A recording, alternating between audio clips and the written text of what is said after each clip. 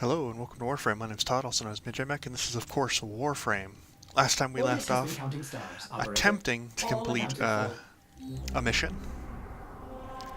Thankfully there was an update and they appear to have fixed whatever bug was there, or perhaps I just managed to complete it by myself. Regardless, I did manage to complete off-camera Europa, or Erpo, forgive me. I keep wanting to call it Europo because I swear I heard a planet named that. Anyway, Erpo is completed, so it wasn't anything special. It was the same thing that I'd seen previously. I don't think there was any massive updates to the actual mission itself. So next we'll be fighting Heking, of course. Before we do that, though, I did want to talk about a couple things. So there are updates to the Orb Valis event, Thermia Fractures. The major one being is they have announced that it will be expiring soon, so if you wanted to finish that, get on top of it, get it done here and now. It is also Easter time, so that's cool. I believe there is an Easter palette that we can buy. Maybe I've already missed it, or maybe it's coming up.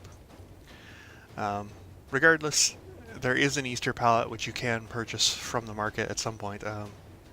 Maybe it hasn't unlocked just yet. They also released kind of a funny cosmetic with it, so we'll be seeing those soon enough, whenever DE decides to release that sort of thing. Another thing I did want to talk about with the Nightwave event is that they have released, of course, more like little story scenes about the Wolf of Saturn VI, so you can kind of watch them all in order by clicking Tune In when you go into the Nightwave thing, so you can rewatch those, learn more about it, and learn about all the different things going on with the wolf. We did complete our Grikata, which we built in the last part, so we'll claim that, which should have hopefully completed the Junction objective. Let's double check to make sure. Yes, so the only thing we have to do now is defeat Heking. Let's change up our weapons real quick, because I think we're going to want something a little bit tougher. Well, actually, this is an okay setup. We'll try out Heking like this and see how good we do. Hard to say whether or not we'll beat him instantly or not. So now we finally gonna take it to this shouting bastard. If you've ever dealt with him in the Plains of Eidolon, you know how much of an annoyance he can be. So let's go teach Heking what we think of him.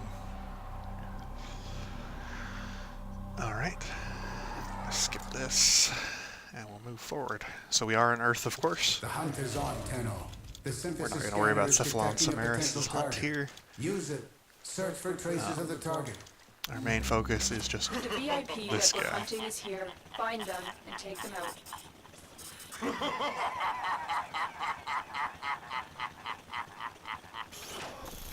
Ain't he just the prettiest? That was a sarcasm, of course. Our operatives tell us Heking has undergone an expensive regime of combat enhancement. Expect the worst.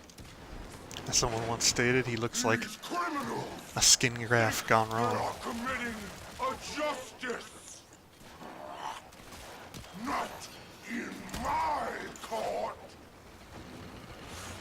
So previously you would have to... Here, brothers, I've done my part. Now clean up this mess. Previously you'd have to do what I just did there and hit him in the face repeatedly to progress. Rose to power by eliminating his enemies on the Grineer Council.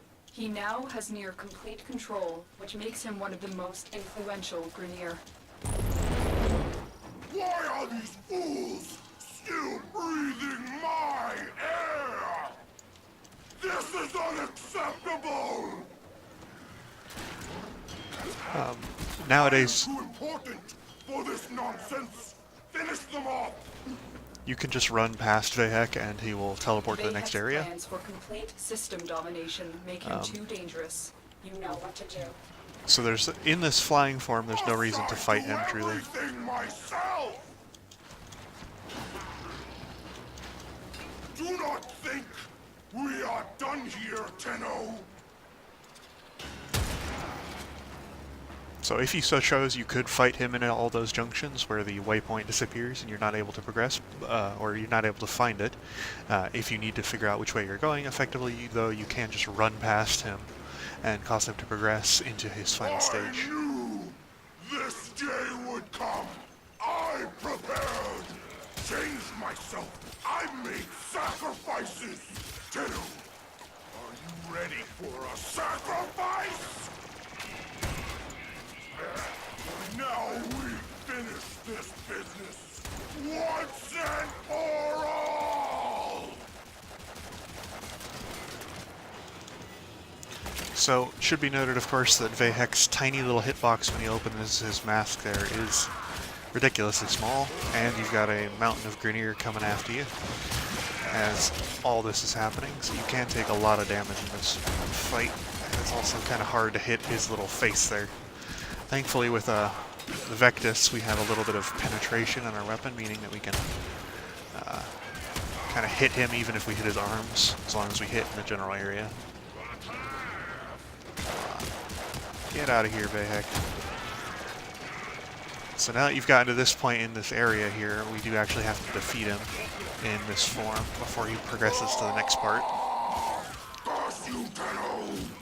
You got me!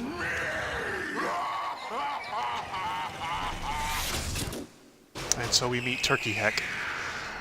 Meet Turkey Vehek. Not as difficult as he'd seem. Thankfully we can now kind of hit him in multiple spots. Mainly the head though. The head will still give you criticals, so you do want to focus on hitting him in the head. Though his armor plating is no longer as important as it used to be, if I remember correctly. And he's down. Thank you, Tenno. It should be a long time before we hear Vehek's ugly voice again. Now get to extraction. You've earned it. Marines inbound. So that was the Counselor Vehek fight. Of course, he did manage to escape, so we will be seeing him again, but that's not unusual for certain notable bosses in Warframe, Alad V being one of them, who was also just recently mentioned in the Wolf of Saturn VI. When the Wolf of Saturn VI's cutscenes are fully released, we'll have to go back and watch all of them in order. They won't be bothering us anymore. Let's get out of here. And there we go. We have become the savior of Earth by defeating Vehek. And now we can complete the Junction, which will kind of close out this episode. It's going to be a short one, but we'll kind of see why that is in the next part. We'll be tackling a very important quest, which is unlocked by the Sedna Junction. Of course, the War Within is the quest I refer to. But first, we do have to actually defeat the Junction.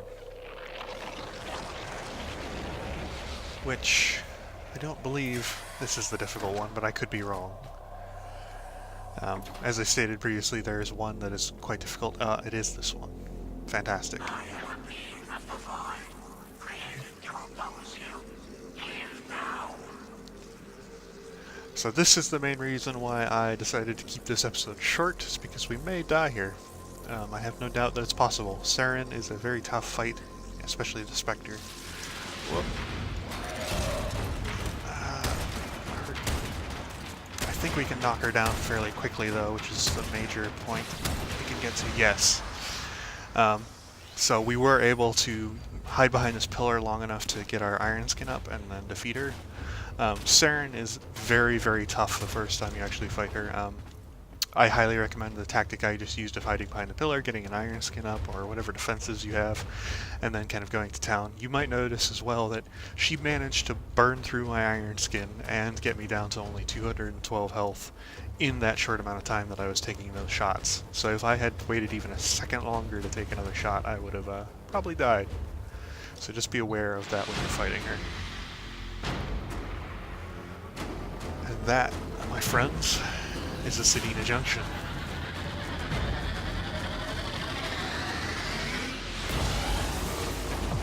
giving us a little bit of triumphant music there. That is one of the last 2 junctions. The Eris Junction will be the final junction, but we must complete the War Within first. I also have kind of made a little bit of a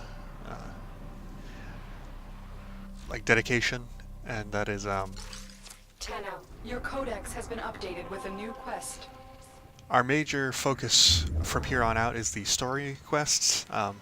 There are, of course, quests that allow you to gain Warframes, such as hidden messages, and also the Inaros quest. Where is it?